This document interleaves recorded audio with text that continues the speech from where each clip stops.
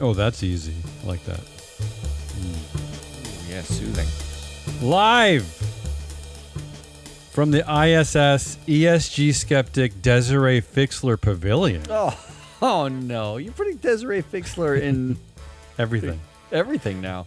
It's an all-new, terrific Tuesday edition of Business Pants, joined by analyst Matt Moscardi and today's victim-scented Exxon CEO. Hear that? I'm going to repeat that joke. Victim-scented Exxon CEO, because I think Darren Woods is getting bullied. I got a whole segment on bullies this week. By As You Sow.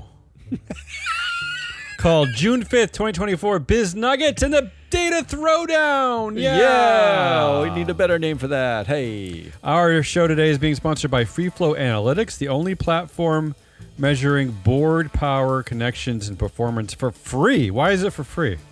Why is it for free? Because why shouldn't it be free? Everyone should have access to this data. Explain to me why it shouldn't be free. Shouldn't we be out bullying corporations and forcing them to pay for our data? Well, that's what free does, apparently. Yeah, when you have no money, it's go to freeflowanalytics.com and figure it all out for yourself. Yes, sign up. Bully a do company. Something. Do a sign thing. up. Yeah, do it. Ready for some nuggets? I love nuggets. I feel like I've already lost my voice, which is fine. It's ideal for nuggets, no one's actually. All right, here we go. In our... sorry. What I meant to say is that the chances of shareholders or directors having any say in anything I think, say, or do at Spotify is close to zero. Oh. Headline of the week. The truth shall set you free. Spotify CEO Daniel Ek got roasted by artists after he said the cost of creating content is close to zero. I've been saying this for a long time. When are the artists going to just revolt against this guy? Why him? Why does he get to have... why does he get to get rich off of all the... Start your own platform, people. Come on. I'm just There's sad capital that out it's there like for the you. only one who did walk away was like Neil Young, who no one cares about except for like my dad. I disagree with you. I like Neil Young. Miley Cyrus likes Neil Young. Does anybody care about Miley Cyrus, though? No. Well, there you go. We've just doubled down on things no one cares about. Speaking of Neil Young, in our Exxon CEO, Darren Woods, immediately sues anyone who owns a Bob Dylan record, smells like weed, or knows what an organic tomato is. Headline of the week. Vermont becomes first state to force oil companies pay for climate change damage. He's definitely going to sue them, isn't he? He must feel really bullied by this. Really tweaked. I mean, he's going to be relieved when he learns that 14 people live in Vermont. He's going to be upset that like somebody wants him to change his business model and is meddling in his affairs. In our world admits that people don't actually like Sam Altman. Headline of the week. They just came. Sam Altman admits that OpenAI doesn't actually understand how its AI works. Ah, that's good. That's good. You know what I want? Yeah, I want a guy who doesn't know how it works to unleash it on the world. This is one of the running threads of this whole Sam Altman empire. What, that he doesn't know what he's doing? Yeah. But he's investing very wisely. There is a report out of the Wall Street Journal that he's invested in like hundreds of different AI-related companies, hundreds of millions of dollars invested in these, including things like AI cybersecurity. So he knows how to make the thing and then get rich off of the thing by investing in the other auxiliary things that will help protect us from the thing. But I don't know that he's really the brain behind it. I think the brains have left that company. Look, isn't he the Elon Musk of AI? Like, he's not a dumb guy. He's a smart guy. But Elon Musk didn't found Tesla. He didn't even build the first cars. They were engineered and built before he got there. Yes, absolutely. What he did really, really well was fundraise. Talk a lot. And that's what Sam Altman does. He was at Y Combinator. He got fired from there, but he's an excellent fundraiser. The judge was particularly swayed when Zuck's lawyers argued, is his last name Instagram? Is his middle name Facebook? Is his first name WhatsApp? Headline of the week. Mark Zuckerberg gets dropped from a lawsuit blaming Meta for child exploitation. Matt, I don't understand that. I don't even understand this. How? I don't even understand this. Does the judge not listen to our show? How? He is that company. I mean, that's the definition He's responsible of dual-class for shares. everything there. Everything. I don't get this one. It doesn't make any sense. And finally, in my segment, because I need to take a break because I'm starting to lose it. The other 4% said, no, I'm not an actual cowboy, and I'm not like a gumball. It's Kimball with one L, headline of the week. Nearly 96% of board directors expect a continued or stronger focus on ESG despite ongoing backlash. Yeah, who are the 4%? Can we list them? I guess it's everyone at Tesla because he said that ESG is a devil, and I guess it's the Exxon board. Is that it? Is that even 4%? Though the Exxon board includes ESG activists, right? Didn't they come from engine number one, but they're still suing shareholders? Let's dial it back on. when we say call them ESG activists. Okay, I don't know what's going on. I'm assuming that's it, though.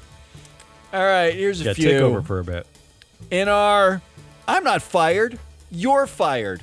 Also, you were a lousy lay, headline of the week.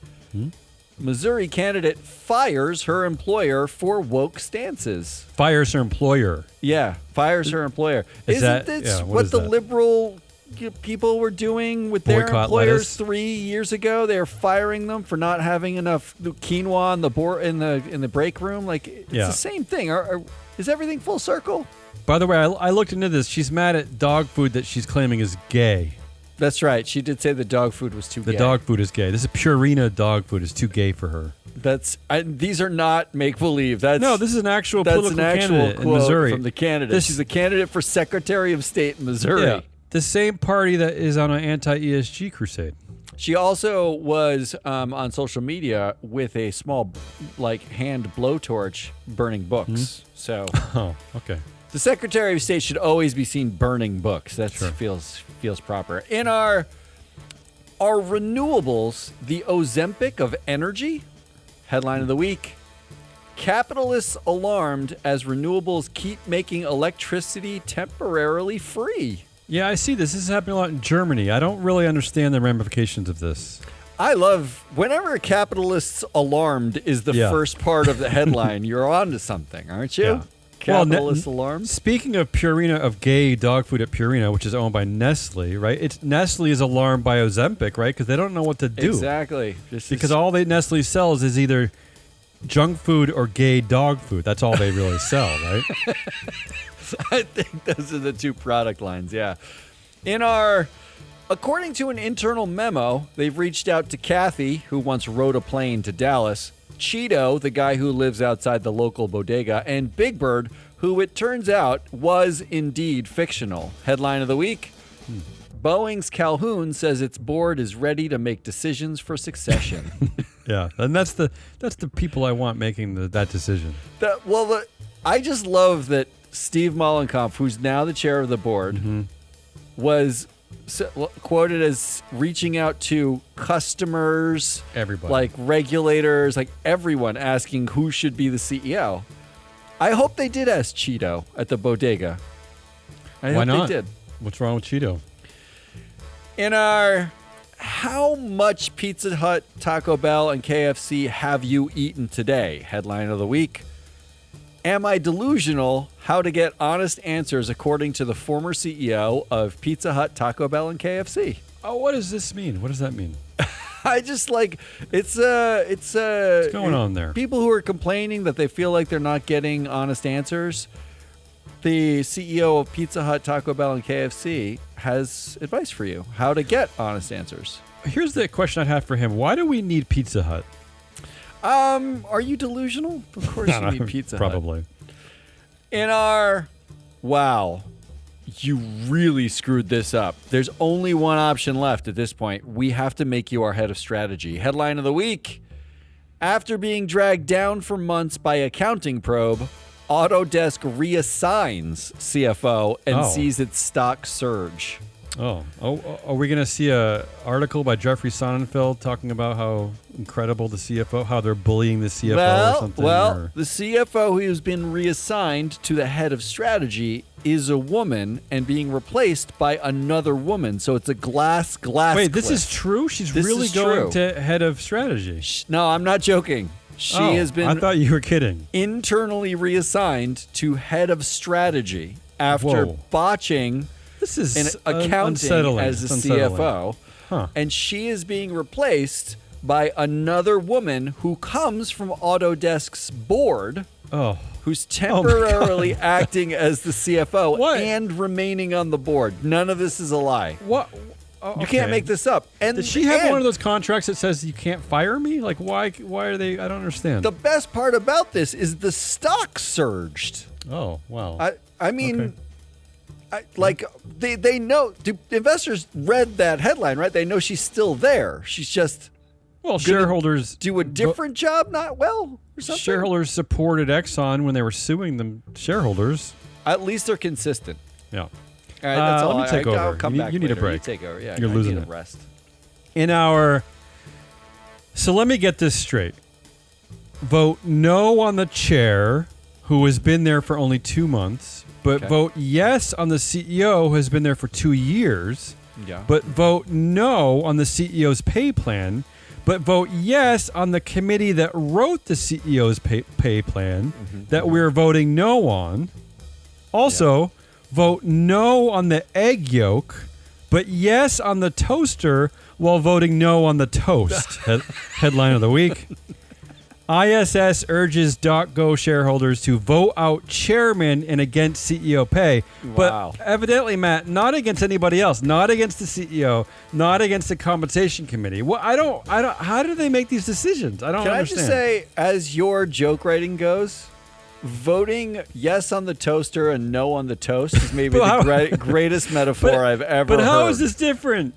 I mean, look, I'm the last person to openly support board directors, but the guy's been there for 2 months. They're already voting no on him? I don't know. I mean, well, he's the problem. That's the thing. okay, It fine, was like sure, it was okay. a long 2 months. Sure, okay. Its official scientific name is Bordis telsais. Got it?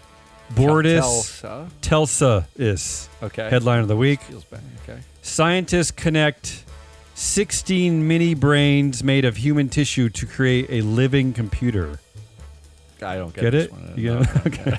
This I was trying to make a way joke over. with like controlled boards where the CEO This controls the board and just this one's really it's confusing just like to me. connect all the Robin Denholm's brain is connected to Kimball Musk and you're right because it's all meaningless nonsense. Well, it should be I tried. Tesla-is, not Telsa-is, right? Oh, did I get that wrong? Oh, I did get that wrong. That's why that really Yeah. threw me for a loop. That's Yeah. I thought Yeah, it was it's- like See how important it is 2 letters? It's so important. We'll edit this joke out of the show. no, we won't. He also traded former Disney CFO Jay Rasulo Ooh, I like the trade. for 3 pieces of wicker patio furniture, including an ottoman with additional storage. Headline of the week. Nelson Pelt sells entire Disney stake weeks after losing proxy battle. I wish you could trade Jay Rasulo. I wish there For were some more furniture, trades. you need some new patio furniture. What could you No. get for Jay Rasulo? Honestly, what could you get? I don't know. Maybe tickets to Tribeca. His wife runs it. I actually want to. Why don't It's boards not Jay trade Rasulo, directors? That's not Jay Rasulo, by the way. Yes, It's not it his is. wife. No, it's the guy that's the guy that Blackwell's put up. Oh, you're right. It was the Yeah, other guy. I Hatkoff. don't- Craig Yes. Hatkoff. Yeah, Yes, you're right exactly. about that. No, wait. But why don't we trade directors? There's no reason why we don't trade directors. I thought, wouldn't that be Why- fabulous? but like, this is something we should start talking about because you'd have to salary match them, but that would be amazing. You tasked me with looking into finding some directors to trade, and I've been looking into this. We have all new skills in Matrix. We have tons of incredible skills in Matrix data, some of which I'm going to touch on later in the show. And I have been looking at that very question: how do we begin to think about this concept? And I love actually, it. it's not a weird concept at all. It is not. In fact, like it almost makes more sense than the way sports teams operates because the these are important skill sets these people have that could be useful, probably better used at different companies, right? You don't need 6 people all with the same knowledge set on one board. No, so here's what I'm going to get really philosophical. Yeah, imagine if, like you'd have keepers on every single board, effectively where every board got to keep like 50% of its members. I like this. And the other 50% of the members of the board all went into a giant pool of directors every year for election to any other board. You know what? The corporations would tell you you're crazy, but secretly, I bet you they would love that idea. Not they only would love they to do love that. it, investors would say that's insane, and then they'd be looking at the people, and they'd be like, "Wow, we get to choose exactly who we want where." Hey, I think it's coming. I think it's fabulous. After our company folds, but it's coming. Yeah. So tomorrow, in our lame duck but laser-focused CEO Dave Calhoun said they are more commonly known as the Boeing 737 MAX, headline of the week. Boeing got a $7.5 billion U.S. military contract for smart bombs. Oh, first of all, that's like a Johnny Carson. That's like an old-fashioned joke there. What do you? Yeah, I like that. That's a rim shot joke. Yeah, but I like. I don't do a lot of those. No, but I like that one. Really, I'm upset that they were smart bombs. It should have just been bombs. Yeah, but the 737 MAX doesn't. I mean, not to be crass, but they really are. If it's the U.S. military, they're bombs that target brown people, right? In third world countries, yeah. That's what they really are. They're brown bombs. But I did see that the Boeing had to scrub entirely the its mission to wherever Neptune or wherever they're going. Yeah. They basically. Why are they wasting time with that? What are they doing? It didn't work at all. Didn't work at all. Well, Dave Calhoun's laser focused at least on something. And finally, in my dumb, jokey segment, Darren Woods again. In our Exxon CEO, Darren Woods has accused Melinda French Gates of having conflicts of interest and is demanding she recuse herself because she is also a woman. Headline of the week. Melinda French Gates is going her own way, donating $1 billion to women's rights after leaving the foundation she created with her ex-husband, Bill Gates. Look, he demanded that Glass Lewis recuse itself because it talks to other shareholders. So, I mean, Melinda French Gates she's a woman. She can't. That's a major conflict of interest, Matt. She can't donate to women's groups. Not only that, but this is bullying. Darren Woods must be so angry. Come on. Ed Blum should sue her for discriminating. That too, yes, absolutely. I mean, what is going on here? This is meritocracy gone crazy. All right. Speaking of bullying, go ahead. Here is my all-bullying lawsuit edition of Nuggets. Wait, is that just a convenient segue? How did you do that? It's not only is it a convenient segue, but they're bad jokes. Oh, well, of course. They're coming from you. Inside the convenient segue. Go ahead. In our women's coats have filed a class action lawsuit against Minx for violating Marc Jacobs' civil rights. Headline of the week. Yeah. Marc Jacobs says he was bullied by protesters into renouncing fur. Oh.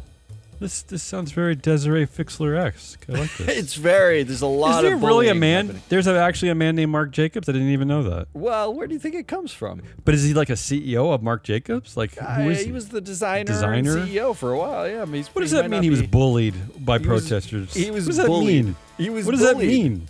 Okay. People were really upset that they are torturing animals to make them into coats, and he felt bullied by that upsetness. I mean, I went to public school in the 80s and 90s. I know what bullying actually is. I don't know what he's talking about. Yeah, there was a lot more like lighting things I owned on fire with bullying in the 80s schools. In our door plugs have filed a lawsuit in federal court against the FAA for discrimination against non-functional door plugs. Headline of the week. Jeez, yeah. U.S. Senator urges FAA to ensure accountability in Boeing quality plan. Look, senators are bullying Boeing to make sure the door plugs work. What about the door plugs' feelings? You're just bullying the door plugs. Everything out of Boeing concerns me, but did you actually look into that plan? Does it talk about the board? Does it talk about oversight at Boeing at all? No. Okay. Just the quality plan. Just a plan. Quality plan.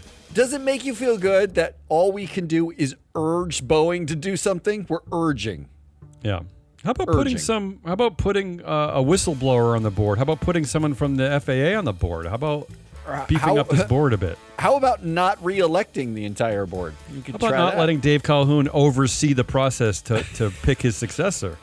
And the real inspiration for today's Nuggets, in our Florida sues black woman for bullying them by existing headline of the week. I don't like this. Florida appeals court rules that grant program for black women entrepreneurs violates the Civil Rights Act. I mean, yeah, go ahead. This is insane. This is abject insanity. It's like end times insane. The Fearless Fund, which is a black female-owned venture fund, was offering out of Atlanta. I don't even know how Florida is. Why is Atlanta? I mean, why is Florida even getting involved with this? I don't really understand. They were offering $25,000 grants to female-run small businesses. These are grants. $20,000. Let's not get crazy. Sorry, I'm overestimating. $20,000 to black female-run small businesses, and Ed Blum, in his infinite wisdom, sued them for discriminating and violating the Civil Rights Act, and only in Florida will you get a federal court who agreed that they are not allowed to give grants to black women who run companies specifically. They can't say we give it to black women. Very patriotic. Yeah.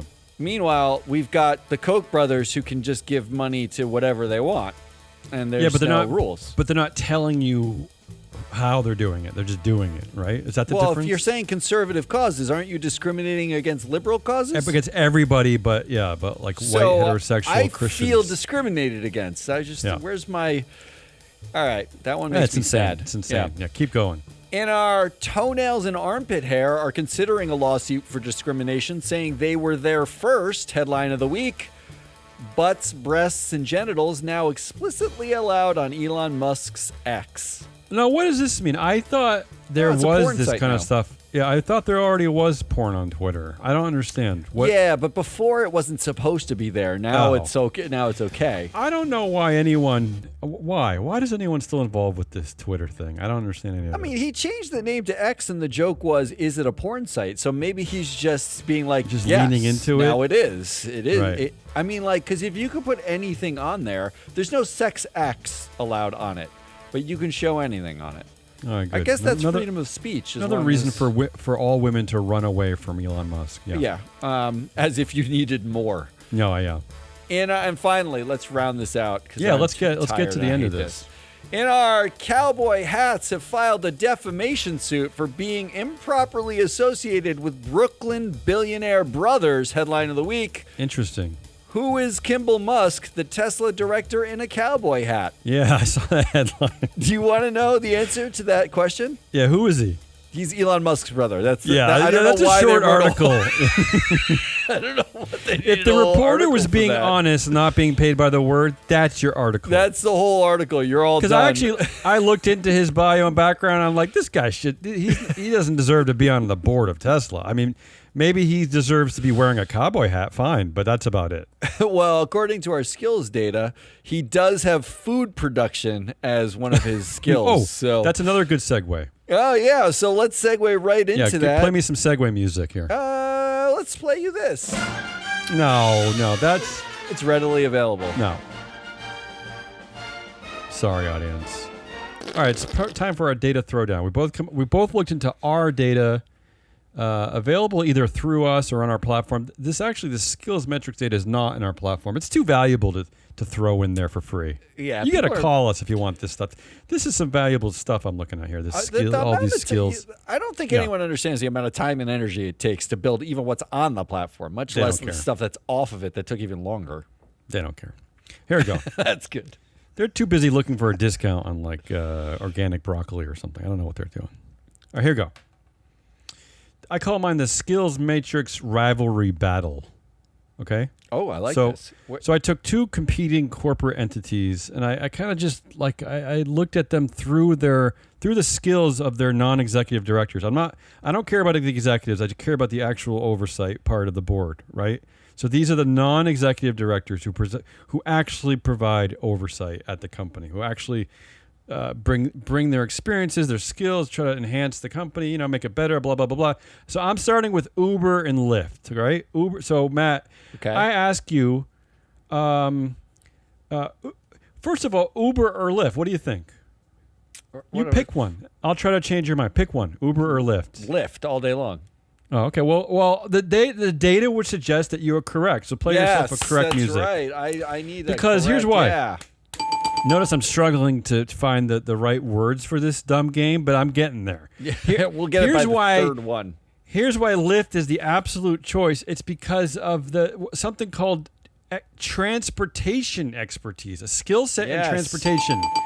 At Lyft, 32% of non-executive directors have expertise in transportation, which is incredible. In fact, even 13% have mechanical expertise, which is great.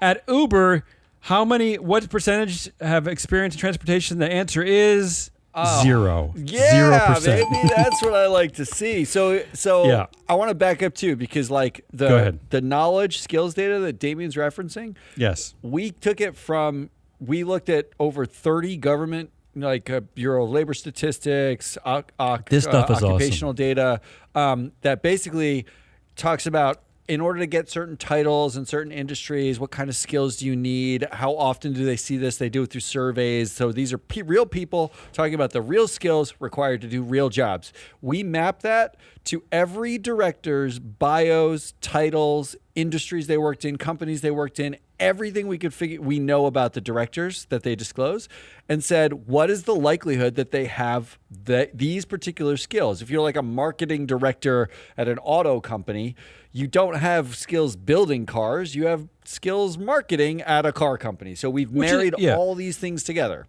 Yeah, which is not to suggest that you wouldn't want one of those people around. No, maybe not 8 of them, but yeah. I'm just saying, when Damien says 33% of the directors at Lyft have transportation experience, that means they've worked in the industry or had jobs that are specifically targeted, like transportation, like moving a thing from A to B, right? Like Matt, that's a skill, that's a knowledge set they have.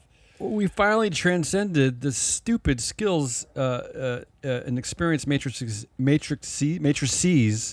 in the proxy statements. This is incredible. I mean, this is groundbreaking data. Honestly, this is actually useful data. I got to tell you. And here are the actual top ones at Uber: economics and accounting, which is not unusual because that's most companies. Yeah. But what's unusual is that number is at 29% in Uber. Yeah, which is that's a lot. Too much. That's a lot. And the other two, computers and electronics and communications and media. I mean, it sounds like it's just a bunch of snake oil salesmen, right? Like they're just selling an app. That's what it sounds like. Computers and electronics is likely software people, so there's some software power. But telecom, media, so congratulations. You talk a bunch. Whereas Lyft, again, 32% transportation, 13% mechanical. That's why Lyft is the better app. That's probably why. Let's move on. CVS or Walgreens. What's your choice? CVS or Walgreens? I gotta go with CVS because I know that Walgreens is Stefano Pacina's playground, and I'm not sure what his skill set is. So I'm just making a bet on Stefano Pacina. So let's go CVS. Yeah, play yourself a winning. Yeah, baby. And here's why. Very simply, because I looked at the skills. Which company has skill sets that reflect, that actually have an association with patient healthcare, right? Which actually would seem to help the consumer, the patient, however you want to look at it. And the number here it's a big disparity. Basically, it's 22% to 7%. So here's where CVS excels. Medicine and dentistry, good, 9%. Biology, 5%. Psychology, 4%. Therapy and counseling, 4%. Whereas at Walgreens, they have 0% for therapy and counseling, 1% biology, 2% psychology, blah, blah, blah. Overall, it's like 3-to-1 that CVS has directors with skills which you would think would benefit the consumers of CVS. Imagine if you walked into a CVS or walked into which Walgreens. I've done. I don't have to imagine it. I've done it. Okay, so I have an actual memory of that. You're actually at a Walgreens, and you imagine looking at the products in there and being like, the people who are overseeing the company that brings me these products have great finance experience, and they're really good at media. Thank right? God.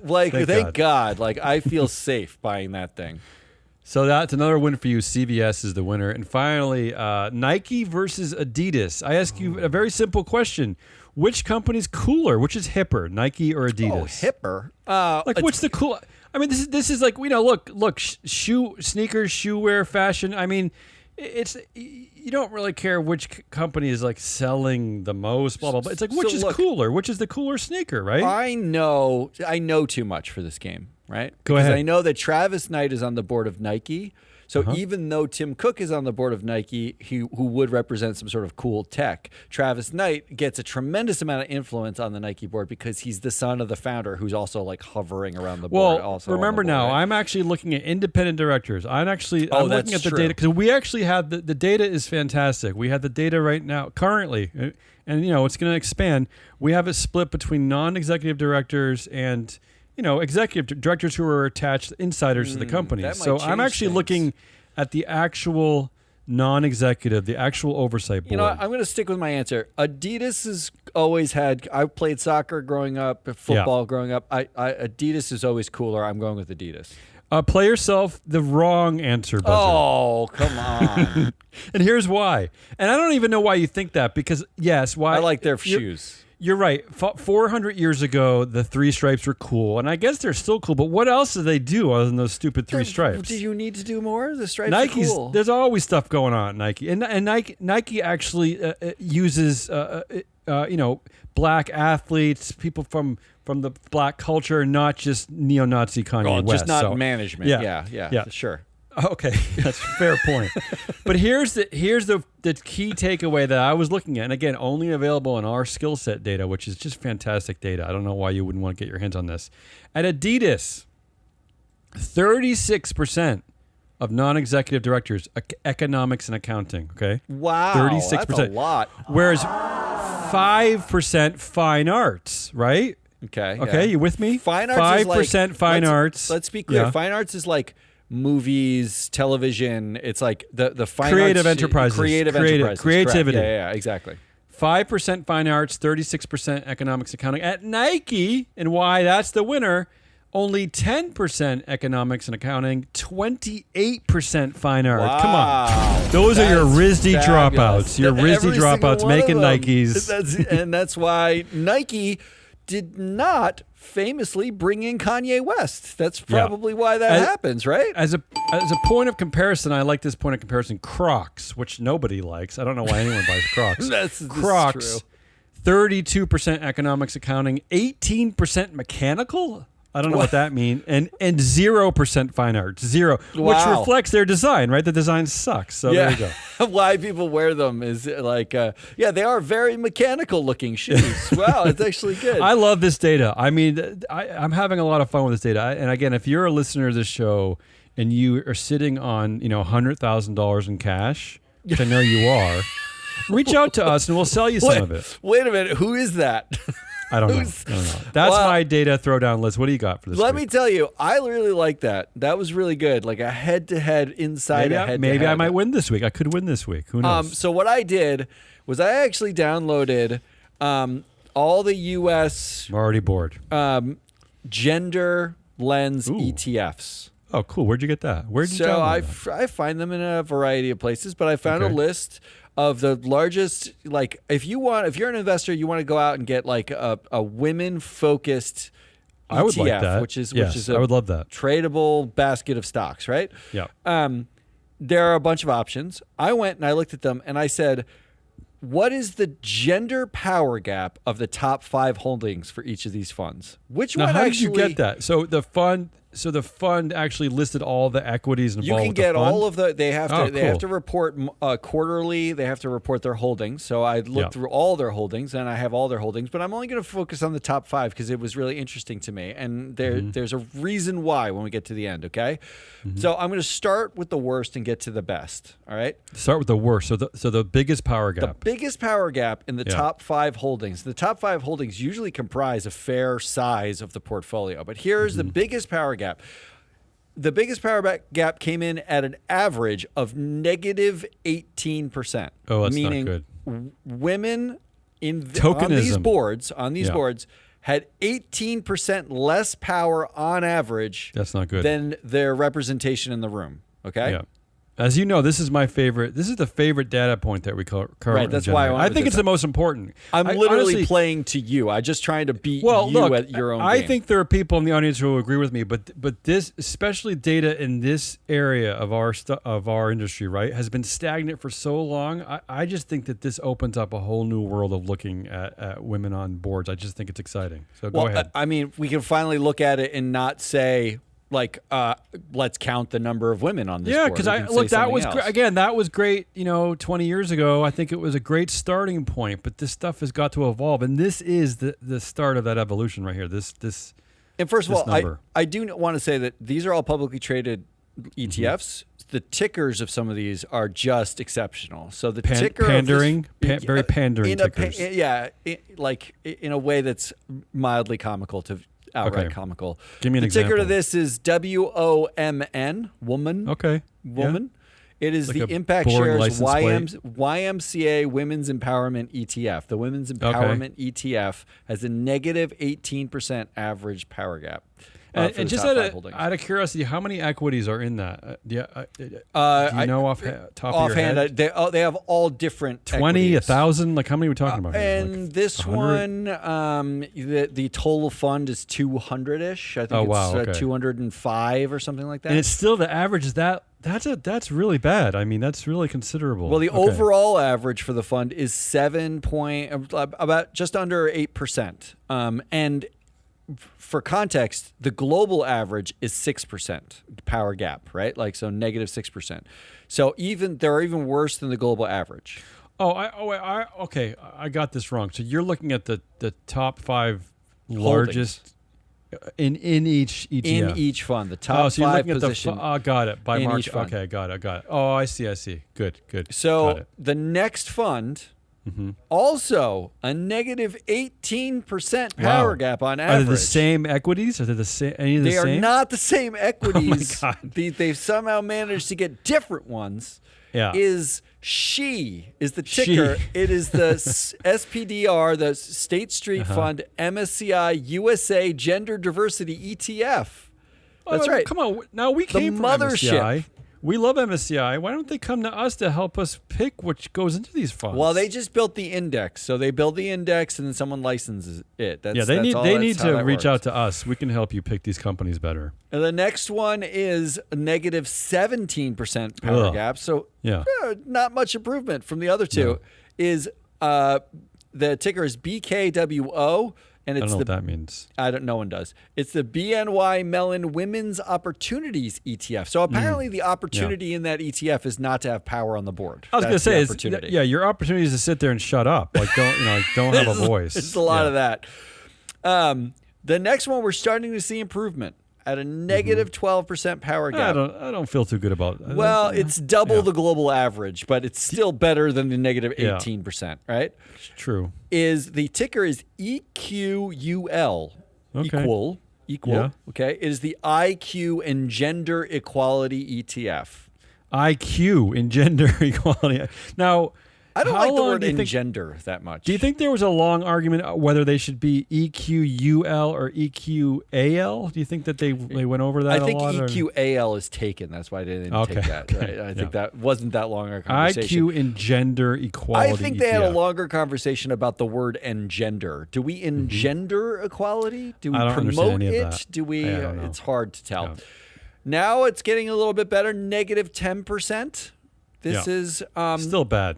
This is, the ticker is L, as in ELLE, the French for woman. Of course, yeah.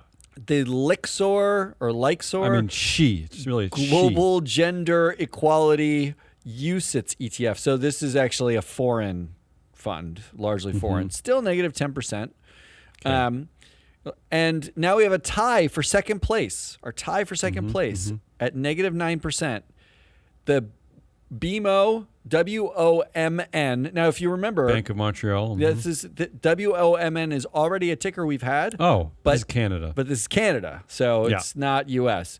Women in Leadership Fund ETF, and Also in second place, the Fidelity Women's Leadership ETF. Now, is it a coincidence they have basically the same name and the same power gap? Well, they don't have the word "in." That's different. Okay. That's different. Yeah. And the number. Are there any winners fund, on this list? Anything the winner of this list overall. Go ahead. In fact, this requires a drum roll because you're not going to see this very much. The winner here is the Hypatia Women CEO ETF, WCEO. Hypatia. A plus 5% Beautiful. power gap. Plus 5, meaning women have more power in the top 5 holdings on average than their representation on the board. And the companies in that are the most different by far from the others. In fact, is that right? Do you want to know what the most common top 5 holding is for all of these funds? And this is where you'll understand why you see the numbers you see. Go ahead. And why people don't understand how power works at these companies. The number one across all of them holding, and it's not in every single one, but in the top 5, this is the most common, was Meta Platforms. I was gonna guess that as like a bad joke because there've been so many studies about how bad Instagram is for adolescent girls, for instance. I was gonna joke like I bet it's Meta, but I wasn't actually serious. Well, you should have been serious. I mean, really, that is it. Yeah, this is the part of this world that kind of disturbs me because I don't. What are their methodologies that puts a male-controlled company, right? I mean, this is Mark Zuckerberg's enterprise, which, again, there are so many stakeholder reports out there about how damaging, social media is to women, to young girls. Like, how, why? Well, the other common, so this is the problem with all of this data, right? So also seen in the top 5 include Alphabet, NVIDIA, Amazon. These are all male-run, founder-run, dual-class. Dominated. These are, according to our data, these are totalitarian companies. And they routinely show up because the biggest failing of these things is, sure, you could put a lot of women on the board. You can put a lot of women in management. It's really easy to give a lot of policies or look that way. But the fact is, men have all the power. Yeah. So a what are you trying to achieve? Huge amount of power. Like a monstrous amount of power. Yeah. So there's this natural skew because people are doing market cap weighted, holdings, and that means you're just going to pick male-run, dominated companies at the top. Meanwhile, this Hypatia fund has Lisa Su's AMD as their second largest holding. Thank you. I was going to say if you're going to pick if you're one of these funds, you don't go with you don't go with Jensen Huang. You go with his cousin, yes, right? Lisa. 100%. And then you get female power on the board. It's not that hard. So wait, who wins? Let's play. I'm going to play us out because we're at the 90-minute mark. Look, I think. This is a hard one. I kind of like both of these. I mean, there are no ties. Ties are for losers. I'm going to pick yours. Okay, that's it. That's the winner. That's the winner. How did you find your ETFs? Did you just randomly pick ones? I found lists of the largest ETF, female-focused ETFs that by assets. Okay. And I picked all, but there was one or two I had to exclude because they were purely European or we didn't have Hypatia. enough data. I like this. But Hypatia. I love this. Fascinating lists. That's all we got. There were bad jokes. That's all we got. How dare you? That's a lot. Bad jokes, better throwdowns. That's Hazelnut Rollis. I'm your analyst, Matt Muscardi. We are Free Float. If you like this, come back on Friday for the wrap-up show. But on Thursday, I am going to be running solo again because Damien is again indisposed for the proxy countdown. And I have a civic duty. We are covering Target. The anti-woke Target. I'm saying the company name and the word Target, so don't get confused. Until then,